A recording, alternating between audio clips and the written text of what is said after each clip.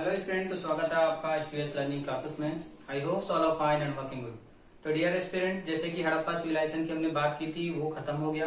पूरे हड़प्पा को हमने डिटेल में समझा और जो चीजें हमने क्लास में छूट गई थी उसको हमने प्रैक्टिस सेशन में देखा।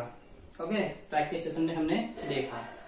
इसके बाद कहाँ से कहाँ तक चला था? तो हड़प्पा सिविलाइजेशन आपका 2350 बीसी, 2350 बीसी से लेके 1750 बीसी तक आपकी हड़प्पा सिविलाइजेशन चली थी। आज हम बात करेंगे वैदिक काल की, जो कि आपकी चलेगी 1750 बीसी से 1750 बीसी से 1500 के बीच में आपका गैप है। वैदिक काल आपका आता है 1500 से 600 बीसी तक। ठीक है, 600 बीसी तक आता है, जिसमें हम 1500 से 1000, ठीक है, 1500 से 1000 तक आपका आता है क्या? अर्ली वैदिक काल, जिसे ऋग्वैदिक काल कहते हैं, अर्ली वैदिक काल। ठीक है, तो अर्ली वैदिक काल आज हम पढ़ेंगे। अर्ली वैदिक काल अगले क्लास में हम लेटर वैदिक पढ़ेंगे। लेटर वैदिक आपका 1000 से 600 बीसी तक आता है। ओके, लेटर वैदिक काल। तो ये टाइम लाइन है। तो आज हम पहुंच गए हैं 2350 बीसी, 1750 बीसी तक खत्म करके आज हम 1500 बीसी पे पहुंच गए हैं। ओके, तो 1500 बीसी पे पहुंच गए हैं। तो वैदिक काल की बात करते हैं हम। वैदिक काल किस टाइम में पढ़ेंगे? जैसे कि मैंने बताया, दो पार्ट में पढ़ेंगे, अर्ली वैदिक काल फिर लेटर वैदिक काल। उसके पहले हम थोड़ा सा वैदिक काल में इंट्रोडक्शन ले लेते हैं। दोस्तों, जब भी वैदिक काल की बात आती है तो सबसे पहले नाम आता है आर्यन इन्वेजन। ठीक है, Aryan invasion, Aryan invasion Bharat में। ठीक है, आर्यनों का आगमन भारत में सबसे पहला हमारा शब्द आता है। तो ये जो शब्द है आर्यन इन्वेजन, भारत में आर्यन का आगमन, ये हमेशा विवादों का विषय रहा है। ठीक है, अलग अलग इतिहासकारों का अलग अलग सिद्धांत है, अलग अलग थ्योरी है, सबका अलग अलग मानना है कि कहाँ से आए थे आर्यन भारत में। लेकिन जो सबसे ज्यादा वाइडली एक्सेप्टेड किया गया, हम उसकी बात करेंगे। ठीक है, क्योंकि एग्जाम में आपके उसी से आंसर बनते हैं जो वाइडली एक्सेप्टेड है। तो कौन सा थ्योरी वाइडली एक्सेप्टेड है? तो Max Muller theory, Max Muller theory आपका वाइडली एक्सेप्टेड है। Max Muller theory of Aryan invasion. Okay, तो इनके हिसाब से, मैक्स मुलर के थ्योरी के हिसाब से, कि इनका कहना है कि आर्यन जो है मध्य एशियाई देशों से आए हैं, मतलब सेंट्रल एशिया से आर्यन भारत में आए हैं। ओके, इनके थ्योरी के हिसाब से, और इसी को वाइडली एक्सेप्ट किया गया है। तो कहां से आए हैं? सेंट्रल एशिया से। ये आपके लिए इंपॉर्टेंट है, सेंट्रल एशिया से। माना जाता है कि ये हिंदुकुश माउंटेन से होते हुए, हिंदुकुश माउंटेन में आपका पड़ता है खैबर पास। खैबर पास, इसी रास्ते ये भारत में आए थे आर्यंस। ओके, तो ये थी थोड़ी सी डाटा की बात जो आपके एग्जाम में पूछे जाते हैं। तो खैबर पास से आए थे हिंदुकुश माउंटेन से, ये मानना है। तो मैक्स मुलर ने और भी बात कही थी। उन्होंने कहा था कि ठीक है, सेंट्रल एशिया से आए थे, लेकिन वो पहली बार सेटल्ड कहाँ हुए थे? तो उन्होंने बताया था कि the land of the seven river, the land of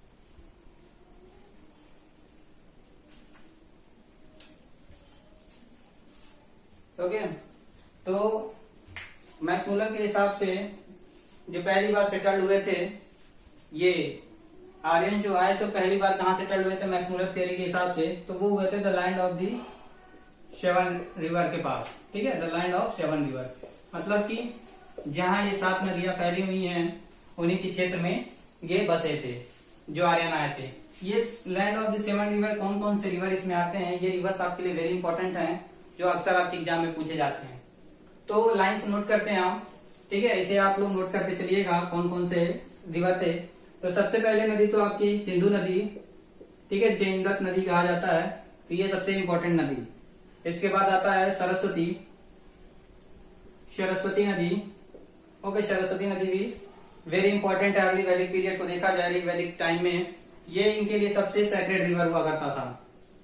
sacred river मतलब सबसे पवित्र नदी मानी जाती थी आपकी सरस्वती नदी। ओके, इसके बाद हम बात करते हैं कौन सी नदी थी। तो इसके बाद नदी थी नदी तरना, नदी तरना, ये भी आप नोट करिएगा। इसके बाद हम चौथे नदी पे आते हैं, आपकी कौन सी नदी, परुष्णी, परुष्णी, ठीक है, परुष्णी, जिसे मॉडर्न टाइम में रावी नदी कहा जाता है। ओके, जो पाकिस्तान में स्थित है रावी नदी। तो रावी नदी के किनारे आए थे। इसके बाद बात करते हैं हम परुष्णी नदी से। आपको एक चीज और याद रखनी है, ऋग्वैदिक काल में मतलब ऋग्वेद में मेंशन है 3 हाइम्स है, ठीक है, 3 हाइम्स मतलब 3 मंत्र हैं, जिसमें 10 राजन वार के बारे में बात किया गया। वो 10 राजन वार इसी नदी के किनारे हुआ था। आगे जाके हम डिटेल में बात करेंगे 10 राजन वार के बारे में। तो यहाँ पे 10 राजन वार हुआ था, ठीक है, 10 राजन वार, परुष्णी नदी। इसके बाद आपकी कौन सी नदी आती है, अस्किनी, अस्किनी नदी, जो आज के समय में इसका नाम है चेनाब। ओके, चेनाब।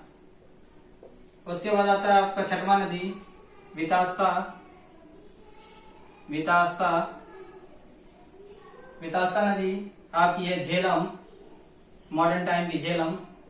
इसके बाद 7वीं नदी नाश नदी, जो आपको याद रखना है, ये आपका है विपाशा, विपाशा, जो ब्यास नदी है मॉडर्न टाइम में। तो ये 7 नदियां वेरी इंपॉर्टेंट है आपके लिए। ये 7 नदियां ऐसी नदियां हैं जिनके किनारे, जिनके क्षेत्र में ये जो आए थे आर्यंस वो सेटल्ड हुए थे। तो ये तो बात हुई इनकी सेटलमेंट की, कहाँ ये सेटल्ड हुए थे। तो दोस्तों इतना इन्फॉर्मेशन थोड़ा बहुत इंट्रोडक्शन में देना था। इसके बाद हम बात करते हैं सीधे ऋग्वैदिक काल में, अपने टॉपिक पे आते हैं, अर्ली वैदिक काल या ऋग्वैदिक काल।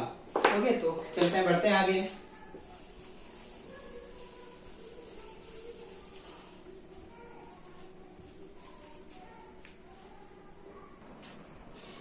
तो दोस्तों ऋग्वैदिक पे हम आते हैं। तो जैसे कि ऋग्वैदिक को हम 4 सेक्टर में पढ़ेंगे, 4 भागों में विभाजित करके पढ़ेंगे। सबसे पहले हम आर्थिक जीवन की बात करेंगे कि ऋग्वैदिक में आर्थिक जीवन कैसा था, लोग कैसे रहते थे, मतलब उनकी इकोनॉमिक व्यवस्था कैसी थी, कैसे उनका जीवन पालन होता था। और दूसरी बात करेंगे हम पॉलिटिकल लाइफ की, मतलब राजनीतिक जीवन की, कैसा राज शासन चलता था। उसके बाद हम बात करेंगे सोशल सोसाइटी में लोग कैसे रहते थे। और उसके बाद हम बात करेंगे आपका रिलीजियस बिलीफ, धार्मिक विश्वास किसमें लोगों का था। तो इन 4 भागों में हम विभाजित करके पढ़ेंगे। तो सबसे पहले हम बात करते हैं इकोनॉमिकल लाइफ में कि कैसी ऋग्वैदिक में इकोनॉमिकल लाइफ थी। तो दोस्तों बड़ी इंटरेस्टिंग है, अच्छे से ध्यान से पढ़िएगा, मजा आएगा खूब, ठीक है, क्योंकि अपने इतिहास के बारे में जानना एक अच्छी बात है। तो सबसे पहले इकोनॉमिकल लाइफ में हम आते हैं कि इनके लिए सबसे ग्रेटेस्ट वेल्थ क्या था इनके लिए, मतलब सबसे महत्वपूर्ण वेल्थ में इनके लिए क्या था, सबसे महत्वपूर्ण इनके लिए क्या था। तो ऋग्वेद में 176 बार से ज्यादा पशुओं के बारे में मेंशन किया गया है, ठीक है, 176 बार से ज्यादा ऋग्वेद में मेंशन किया गया पशुओं के बारे में। तो वहां से पता चलता है कि इनके लिए सबसे ग्रेटेस्ट वेल्थ आपके लिए ये पशु थे, कैटल थे। ओके, कैटल इनके लिए सबसे ग्रेटेस्ट वेल्थ था। यहाँ तक कि इकोनॉमिकल लाइफ की बात आती है तो ये कृषि से ज्यादा कैटल पे फोकस करते हैं। कृषि इनका प्रधान मतलब कि मुख्य व्यवसाय नहीं है, मुख्य स्रोत नहीं है इनके इकोनॉमी का, मेन इनका स्रोत है कैटल। तो कैटल इनके लिए सबसे इंपॉर्टेंट था। तो एग्रीकल्चर उतना इंपॉर्टेंस नहीं था इनके लिए। एग्रीकल्चर में बस ऋग्वेद में एक ही साक्ष्य मिला है कि वो जौ उगाते थे, ठीक है, जौ उगाते थे, बार्ले कहते हैं जिसे। तो बार्ले का बस साक्ष्य मिला एग्रीकल्चर में, बाकी एग्रीकल्चर में ज्यादा कुछ नहीं पता चला है। आगे बात करते हैं हम मेजरमेंट यूनिट क्या था, उनकी मापक की इकाई क्या थी। तो मापक की इकाई उन्होंने ऐसे रखा है, आप देखेंगे तो समझ में आएगा कि कैटल इनके लिए क्यों इंपॉर्टेंट था। बहुत सारी चीजें मतलब इनमें कैटल के किनारे किनारे घूमेंगी, जो कि बताएगा कि ये कैसे व्यक्ति थे, बंजारे टाइप के व्यक्ति थे। आपको आगे कंक्लूजन मिलेगा। देखिए, टाइम को मेजर करने के लिए ये क्या यूज करते थे, क्या बोलते थे टाइम मेजरमेंट के लिए, तो ये यूज करते थे गोधुली शब्द, ठीक है, गोधुली। गोधुली शब्द उपयोग करते थे। ठीक है, वहीं डिस्टेंस की बात करें तो डिस्टेंस के लिए यूज करते थे ये क्या, गयुति, गयुति शब्द। और इसके बाद डॉटर के लिए दुहितर। दुहितर क्या होता है, जो कि मिल्क निकालने वाला होता है। ठीक है, पशुओं से मिल्क निकालने वाले को दुहितर कहते हैं, तो वो डॉटर को कहते थे। ये किनशिप रिलेशन के लिए क्या यूज करते थे, तो ये गोत्रा शब्द का यूज करते थे, गोत्रा, जो कि आज के समय में देखा जाता है। आप अक्सर देखते होंगे कि गोत्र देखा जाता है पंडितों द्वारा, तो वो होता है गोत्र। ठीक है, विवाह करना हो चाहे और भी कुछ मैटर होते हैं तो गोत्र मिलाते हैं लोग। उसका गोमत क्या होता है, तो गोमत, कैटल कीपर को ये गोमत कहते थे। ठीक है, मतलब कि जो जानवरों को पालन करता था। और ये बात याद रखिएगा, जिसके पास जितना कैटल था वो उतना अमीर था, तो कैटल कीपर को ये गोमत कहते थे। ओके, कैटल कीपर को गोमत कहते थे। बाकी एक शब्द अघन्य, अघन्य शब्द का भी ऋग्वेद में मेंशन है। तो अघन्य क्या होता है, अघन्य ये होता है न मारने योग्य, न मारने योग्य। और ये शब्द जो यूज हुआ था ये कैटल काऊ के लिए उपयोग हुआ है। न मारने योग्य अघन्य का उपयोग काऊ के लिए हुआ है। तो यहाँ से आप कुछ देख रहे होंगे, कुछ आपको मिल रहा होगा। ये जो टाइम है वहां पे भी गाय से रिलेटेड, गयुति में, फिर कैटल कीपर को गोमत कहते हैं, फिर दुहिता, ये भी गाय से रिलेटेड, ये भी गाय से रिलेटेड। तो इनके लिए यहाँ से पता चलता है कि गाय इनके लिए कितनी इंपॉर्टेंट पशु थी, बहुत महत्वपूर्ण थी। तो गाय इनके लिए वेरी इंपॉर्टेंट थी। एज वेल एज पता चलता है कि हॉर्स भी उनके लिए उतना ही इंपॉर्टेंट था जितना गाय था। तो काऊ और हॉर्स इनके लिए वेरी इंपॉर्टेंट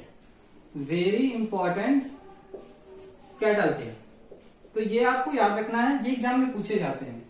इसके बाद कौन से मेटल से ये परिचित थे, कौन से नहीं थे। जैसे कि हड़प्पा में हमने बात की थी, जब हड़प्पा सिविलाइजेशन देखा था कि वो आयरन से परिचित नहीं थे, वो कॉपर से परिचित थे। वही हाल अभी भी यहाँ दिखता है। यहाँ पे भी आयरन का कोई संदर्भ में मतलब कुछ बात नहीं लिखी गई है ऋग्वेद में, अर्ली वैदिक पीरियड में। तो वहां से पता चलता है कि ये अभी बस कॉपर से परिचित हैं, आयरन से परिचित नहीं है। तो पूछा जाए अगर कि ऋग्वेद टाइम में लोग किस मेटल से परिचित नहीं थे, तो वो होगा आयरन। आयरन नहीं परिचित थे, ठीक है, और कॉपर से परिचित थे। अब इतना कुछ देखने के बाद क्या आपको लगा, जैसे कि आपने देखा कि इनके लिए ग्रेटेस्ट वेल्थ, आपके लिए इनके लिए था काऊ, मतलब कि कैटल्स थे, उसके बाद काऊ इनके लिए बहुत इंपॉर्टेंट था। उसके बाद इनके एग्रीकल्चर में थोड़ी सी बातें और रह गई। ये एग्रीकल्चर किस टाइप में करते थे, तो ये करते थे शिफ्टिंग कल्टीवेशन। शिफ्टिंग कल्टीवेशन में शिफ्टिंग कल्टीवेशन क्या होता है, तो शिफ्टिंग कल्टीवेशन एक प्रकार का खेती होती है जिसमें लोग क्या करते हैं कि जमीनों को पहले साफ करते हैं, मतलब पेड़ पौधे मतलब जो भी उगा उनको कट किया जाएगा, उसको कट करते हैं, फिर जमीनें साफ करते हैं, उसके बाद उस पे जुताई करते हैं, अपनी खेती करते हैं, कल्टीवेशन करते हैं। और जब तक उसमें उपज आ रहा है, जब तक उसकी फर्टिलिटी मेंटेन है, तब तक उसमें अनाज उगाते हैं। जिस दिन उनको लगता है कि फर्टिलिटी खत्म हो रही है, उस दिन जला के जमीन को, उसके बाद चले जाते हैं दूसरे जगह पे खेती करने।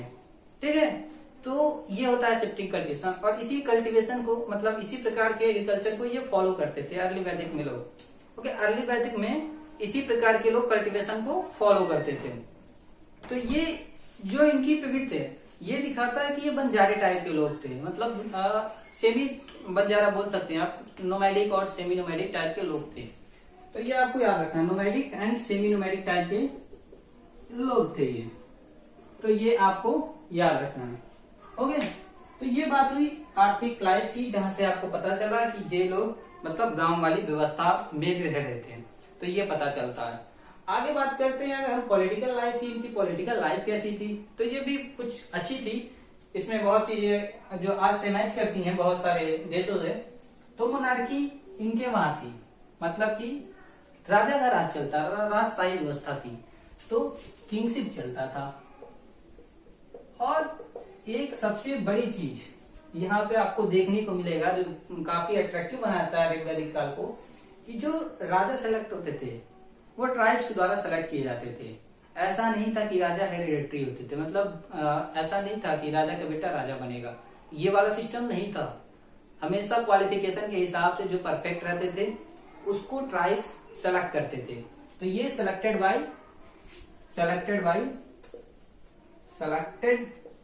Bye tribes. ओके, मतलब जो भी थे विलेजर्स में ट्राइब्स वो सेलेक्ट करते थे। बाकी ये हेरिडेटरी नहीं था, नॉट हेरिडेटरी, जैसे कि मैंने बताया राजा का बेटा राजा बनेगा ऐसा कोई कंपलसरी नहीं था, क्वालिफिकेशन देखा जाता था। राजा किस लिए होते थे? तो राजा जो होते थे ये प्रोटेक्टर होते थे ट्राइब्स के लिए, प्रोटेक्टर ऑफ ट्राइब्स। तो ये थे राजशाही व्यवस्था में। उसके बाद बात करते हैं ऋग्वेद में कई बार पाया गया, मतलब अध्ययन करने से ये पता चलता है कि ये इनके लिए सबसे मतलब इंपॉर्टेंस देते थे वॉरियर्स को। ठीक है, वॉरियर्स को इंपॉर्टेंस देते थे, वॉरियर्स को, क्योंकि वॉरियर्स इनकी रक्षक थे। ठीक है, वॉरियर की ज्यादा इंपॉर्टेंट देते थे। अनदर मतलब कंपेरिजन करने में पता चलता है कि और लोगों के कंपेरिजन में वॉरियर्स को ज्यादा इंपॉर्टेंस देते थे। बाकी इनके समय में 4 प्रकार की मीटिंग हुआ करती थी, आप एक तरह से सभा समझ सकते हैं। कौन कौन सी मीटिंग हुआ करती थी? तो ये 4 प्रकार की थी, सभा, समिति, विधाता,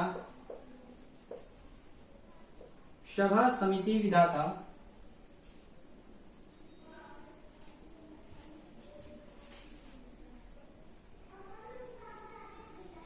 तो सभा, समिति, विधाता और एक थी गाना। तो 4 प्रकार की समितियां मतलब सभाएं हुआ करती थी। और ये 4 सभाएं में एक चीज नोट करने वाली बात है कि समिति और विधाता में ही वुमेन्स का पार्टिसिपेशन अलाउड था। वुमेन का पार्टिसिपेशन आपका बस अलाउड था समिति और विधाता में। ठीक है, तो ये इंपॉर्टेंट बात है। इसके बाद ऋग्वेद में 3 ऐसे हाइम्स मिले हैं, 3 मतलब ऐसे मंत्र और पोएम मिले हैं जिसमें पता चलता है कि एक 10 राजन युद्ध हुआ था, मतलब राजाओं का युद्ध हुआ था। कहाँ हुआ था? तो जैसे मैंने बताया परुष्णी नदी के किनारे, परुष्णी जो कि है रावी नदी आज के समय में, तो यहाँ पे हुआ था युद्ध 10 राजाओं के बीच में। क्या था 10 राजन वार? तो दोस्तों ऋग्वैदिक टाइम में एक भारत क्लैन हुआ करता था, मतलब भरता वंशज हुआ करते थे, भरता क्लैन। ठीक है, जिसे भारत वंश आप बोल सकते हैं। इनमें एक राजा था जो मतलब इस वंश में एक राजा था जिसका नाम था सुदास। ठीक है, एक राजा था जिनका नाम था सुदास। सुदास ने अपना एक पुरोहित बना रखा था जिनका नाम था विश्वामित्र।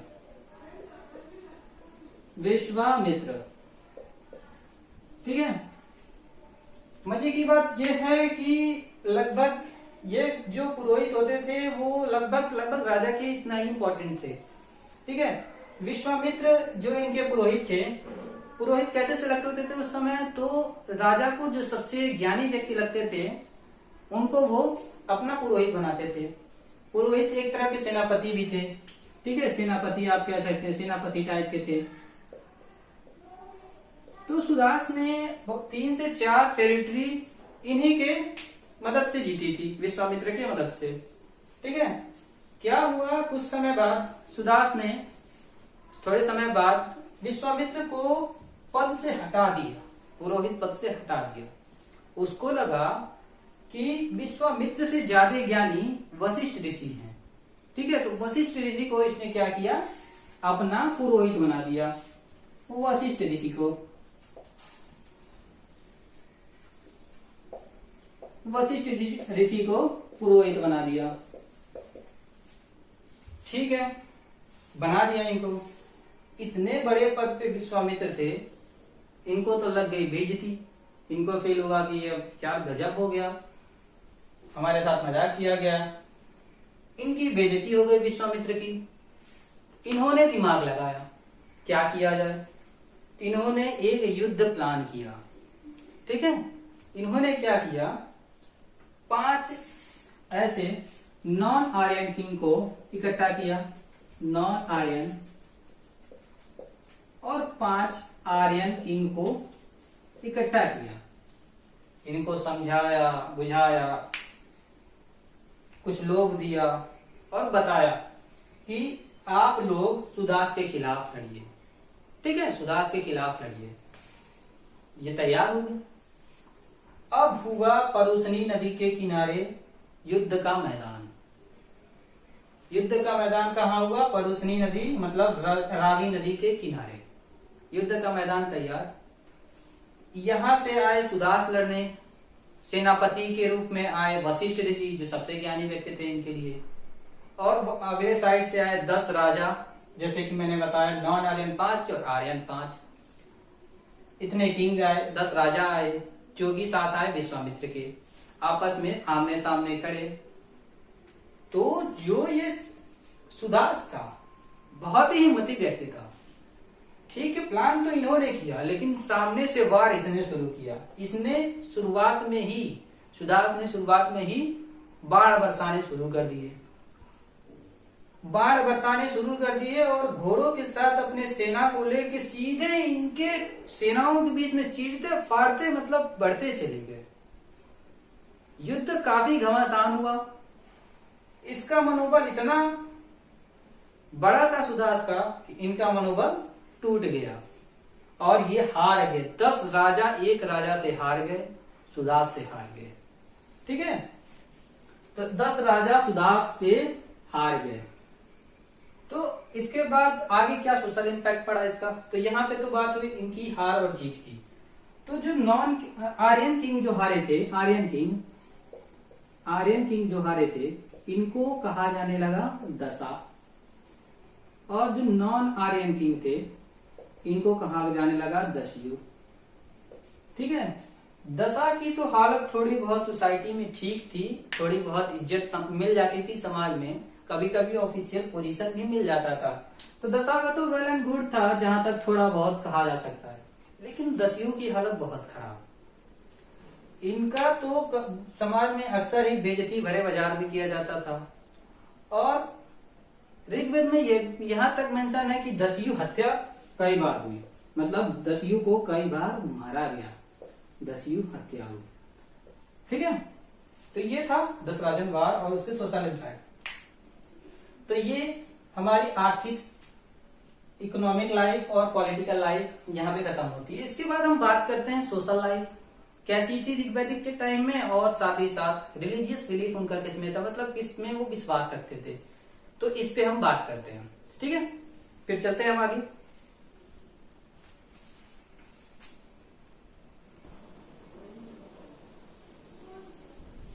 तो बात करते हैं हम सोशल लाइफ की, कि सोशल लाइफ इनकी कैसी थी, सामाजिक व्यवस्था कैसी थी। तो पता चलता है कि इनकी जो सोसाइटी थी वो पितृसत्ता मतलब पैट्रियार्की नेचर थी।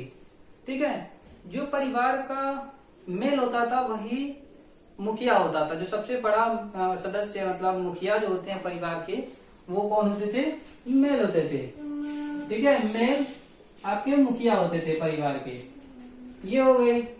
उसके बाद इसको क्या कहा जाता? तो परिवार के जो मुखिया होते थे उनको फुलपा कहा जाता था।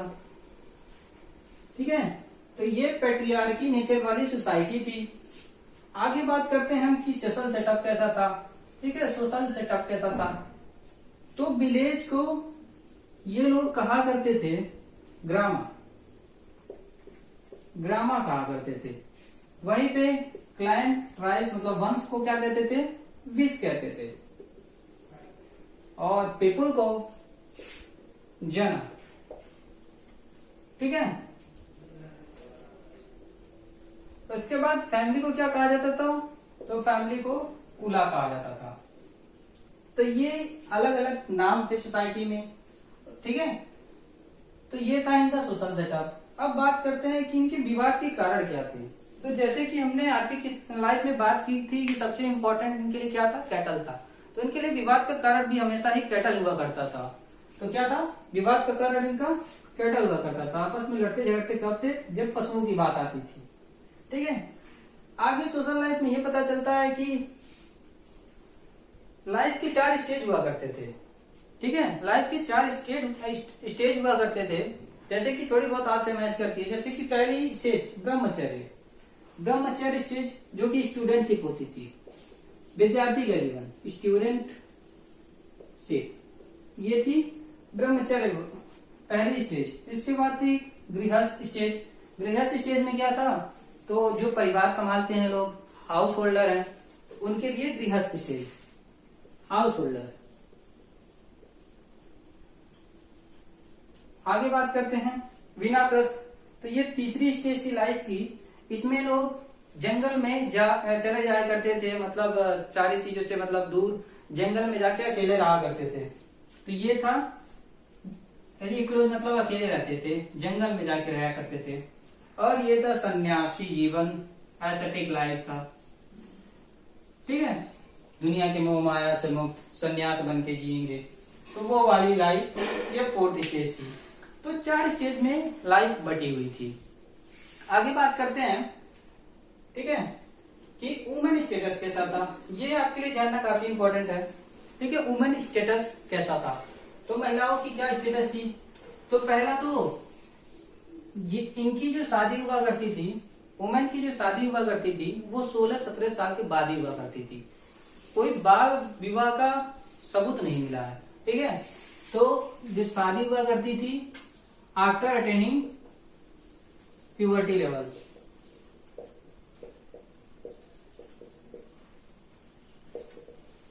ठीक है, इसके बाद शादी जो हुआ करती थी, तो वुमेन्स अपने पार्टनर को चूज करने के लिए अलाउड थी। गंधर्व व्यवस्था चलता था, जिसके तहत वुमेन्स अपने पार्टनर को चूज कर सकती थी। तो गंधर्व व्यवस्था था उस समय, गंधर्व व्यवस्था। ठीक है, वुमेन्स मतलब अपने पार्टनर को चूज कर सकती थी। बाकी कोई विधवा औरत है तो वो भी शादी अलाउड था, मतलब विडो मैरिज अलाउड था। आगे बात करते हैं, अगर हम एजुकेशन सेक्टर में, तो हर प्रकार की एजुकेशन, हर प्रकार की शिक्षा लेने के लिए महिलाएं अलाउड थी। तो education system well and good था, एजुकेशन हर फील्ड में अलाउड था। ओके, ये हो गया इनकी एजुकेशन की बात। बाकी जैसे कि मैंने बताया था कि 2 मीटिंग है, ऑफिशियल मीटिंग, जिसमें वो अलाउड थी, तो वहां भी ये अलाउड थी। इसके बाद तो वुमेन का स्टेटस यहाँ से आपको पता चलता है काफी ठीक ठाक था, काफी रिस्पेक्ट थी समाज में, पूरी तरह से इनको रिस्पेक्ट मिलती थी। हर प्रकार के एजुकेशन अलाउड थे, विडो रिमैरेज अलाउड थे, जो कि जाहिर सी बात है, जो बीच में चीजें ये सब गायब हो गई थी। ठीक है, मिडवल पीरियड की बात करें अपने भारत में, तो ये सब चीजें गायब हो गई थी। इसके बाद बात आती है वर्ण व्यवस्था की, वर्ण व्यवस्था की। ठीक है, वर्ण सिस्टम, जैसे कि समाज को 4 भागों में बांटा गया, वर्ण व्यवस्था जो इसे कहा जाता है। और ये पुरुष सूक्त और 10th मंडल इन ऋग्वेद, मतलब ऋग्वेद में पुरुष सूक्त का जो पुरुष सूक्त है 10वें मंडल में, उसमें मेंशन है वर्ण व्यवस्था के बारे में। इसके हिसाब से सोसाइटी को 4 भागों में बांटा गया है। ठीक है, सबसे उच्च वर्ग जिसे माना गया ब्राह्मण। ठीक है, ब्राह्मण कौन होते थे, तो ये होते थे टीचर हो जाते थे, या फिर आपके प्रीस्ट हो जाते थे। इसके बाद अब बात आती है क्षत्रिय की, क्षत्रिय। ठीक है, क्षत्रिय लोग कौन होते थे, तो क्षत्रिय वॉरियर्स होते थे, जो भी सोल्जर्स होते थे। इसके बाद आता था वैश्य। तो वैश्य कौन होते थे, वैश्य आपके मर्चेंट क्लास के लोग होते थे, ट्रेडर होते थे, व्यापारी होते थे। इसके बाद आता है शूद्र। शूद्र लेबर क्लास के लोग होते थे, लेबर क्लास के, या फिर इनको छोड़ के जो अनदर किसी प्रोफेशन में बिलोंग करते हैं वो शूद्र होते थे। तो ये थी सोसाइटी को 4 भागों में बांटा गया था। ठीक है, तो ये जो बांटा गया था वो प्रोफेशन के हिसाब से बांटा गया था, मतलब जो जैसा कार्य कर रहा है उसके हिसाब से ब्राह्मण, क्षत्रिय, वैश्य और शूद्र में बांटा गया था। ओके, तो ये थी सोशल लाइफ ऋग्वैदिक के टाइम पे। तो कंक्लूजन ये मिलता है कि व्यवस्था काफी ठीक थी, वुमेन के इज्जत में समाज में मतलब रिस्पेक्ट मिलती थी, सब कुछ होता था, बहुत अच्छी व्यवस्था थी। Education system well and good था, सबको अलाउड था, वुमेन पूरी तरह से पार्टिसिपेट करती थी। तो सोशल सेटअप तो काफी अच्छा था। ओके, बाकी बात करते हैं रिलीजियस बिलीफ की। रिलीजियस बिलीफ में पाया गया है कि इनके लिए सुपीरियर गॉड इंद्र होते थे, गॉड ऑफ रैन। इनको ये पुरंदर भी कहा करते थे। इसका मतलब होता है ब्रेकर ऑफ फोर्ट। ओके, तो ये इंद्र इनके लिए बहुत इंपॉर्टेंट थे। उसके बाद बात करें हम मोड ऑफ प्रेयर, तो वो प्रेयर का मोड क्या होता था, मतलब तरीका क्या होता था। तो इसमें मेन मोड ऑफ प्रेयर जो था वो चैंटिंग ऑफ हाइम्स थी, मतलब मंत्रों का उच्चारण था। इनका मेन मोड जो था, मेन मोड वो था चैंटिंग ऑफ हाइम्स, मंत्रों का उच्चारण। इसके बाद सेक्रीफाइसेस भी इसेंशियल था इनके लिए, सेक्रीफाइसेस इसेंशियल। बाकी ये भगवान अपने गॉड को वेजिटेबल, फ्रूट, ये सब चीजें भी दिया करते थे, मतलब भोग लगाया करते थे। मोड ऑफ प्रेयर तक ये था। तो पूछा जाए मेन मोड ऑफ प्रेयर क्या था वैदिक काल में, तो वो था चैंटिंग ऑफ हाइम्स, मतलब मंत्रों का उच्चारण। इसके बाद बात करें हम पर्पस क्या था इनका। मान लो रिलीजियस बिलीफ किसी का भी होता है तो भगवान से कुछ मांगना होता है, पर्पस होता है किसी का भी। मान लीजिए किसी से कुछ आपको मिल रहा है तभी आप उसको प्रे करेंगे। तो इनका मेन पर्पस क्या था, तो इनका मेन पर्पस मटेरियलिक था, किसी प्रकार का स्पिरिचुअल नहीं था, आध्यात्मिक भाव से ये नहीं पूजा करते थे। मेन था इनका मटेरियलिक कि हे भगवान मुझे पशु दे दो, हे भगवान मेरे पास और गाय आ जाए, हे भगवान इस बार सूखा ना पड़े, एक बार ये सब ना हो। तो मेन मटेरियलिक पर्पस था, कोई इनका स्पिरिचुअल पर्पस नहीं था। ठीक है, बाकी टेम्पल और आइडल कोई नहीं मिले हैं। ये टेम्पल और आइडल मतलब मंदिरों में पूजा नहीं किया करते थे, किसी प्रकार की मूर्ति की नहीं किया करते थे। जनरली नेचुरल फोर्सेस की पूजा करते थे। इसके बाद जैसे कि वरुण की पूजा होती थी, अग्नि की पूजा होती थी। ठीक है, जो भी मतलब नेचुरल फोर्सेस हैं उनकी वो पूजा किया करते थे। तो ये थी इनकी रिलीजियस बिलीफ। इसमें एक चीज और इनके प्रेयर्स में पाया गया है कि वो पुत्र मतलब संतान के रूप में पुत्र की प्राप्ति करना चाहते हैं। तो कई बार ये भी देखा गया है कि वो पुत्र की तरफ ज्यादा आकर्षित थे, मतलब वो प्रेयर्स में पुत्र की प्राप्ति के लिए प्रार्थना करते थे। ओके, तो ये टाइम के रिलीजियस बिलीफ। तो ऋग्वैदिक काल को आपने अच्छे से समझा कि कैसे इसमें क्या होता है, कैसे रिलीजियस बिलीफ क्या था, सोशल लाइफ क्या था, तो सारी चीजें आपने कवर की। जो चीजें आपकी रह गई हैं उसको हम कवर करेंगे आपके जो टॉप क्वेश्चन बनेंगे लेटर वैदिक के बाद। लेटर वैदिक भी हो जाएगा, उसके बाद हम पूरे वैदिक काल पे एक सीरीज निकालेंगे 50 क्वेश्चन की, जिसमें आप बढ़िया से सारे कॉन्सेप्ट को जो छूटे होंगे वो कवर कर लेंगे। तो इस तरह से 100% कोई भी एग्जाम में इससे बाहर तो कुछ आने वाला ही नहीं है, जो हम बता देंगे आपको। तो दोस्तों वीडियो क्या है, सब्सक्राइब कर लिया करो चैनल को, वीडियो को लाइक भी किया करो, इन पर सब्सक्राइब करो। ओके, तो फिर मिलते हैं आपसे नेक्स्ट वीडियो में। ओके, तब तक के लिए धन्यवाद, thank you for watching and जय हिंद। Please subscribe my channel.